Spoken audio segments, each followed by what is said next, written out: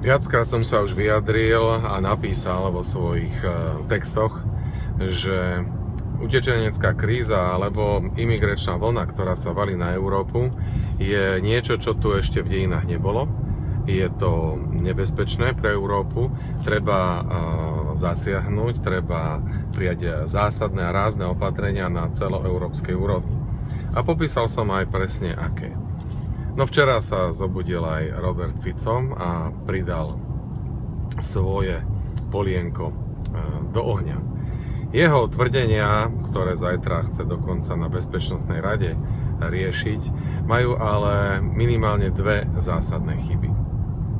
Prvá je, že myslí si alebo navrhuje, že odstránenie tohto problému, ten každodenný tisícový nával migrantov sa dá vyriešiť tak, že zrazu zmeníme situáciu v krajinách, odkiaľ títo utečenci pochádzajú. No, stačí sa len sekundu zamyslieť a všetci vieme, že to je síce teoreticky správna úvaha, ale prakticky nemožná a nezmyselná.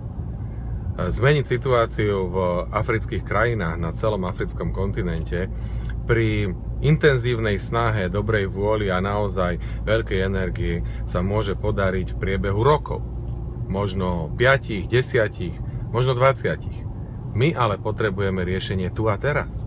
Každý deň sa nám sem valia tisíce migrantov, ktorí nie sú všetci utečenci, mnohí len sa rozhodli presídliť do lepšieho priestoru na život. A tá Európa má svoje kapacity, ktoré môže zvládnuť a nemôže ich prekročiť.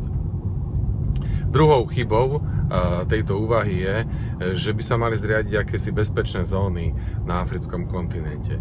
No opäť, pokiaľ by sa to malo zrealizovať, tak si to vyžiada obrovské vojenské nasadenie a obsadenie časti afrického územia európskymi vojskami. Asi nie je celkom realistická predstava. Takže vráťme sa k realistickým riešeniam, ktoré som už mnohokrát popísal a navrhol. Treba dôsledne a prísne chrániť hranice Európskej únie, zadržiavať na nich migrantov, civilizovaným spôsobom ich umiestňovať v dobre vybavených záchytných táboroch.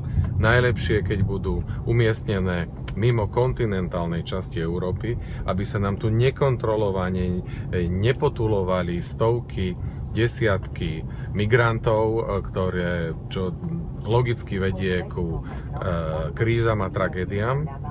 Ale to je možné riešiť aj v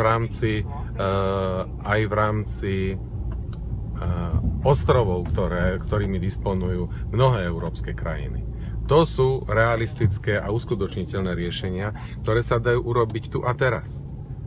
Ale na to treba okamžite zvolať Európsky summit, zjednotiť sa na tom a na nadnárodnej úrovni takéto opatrenia vykonať.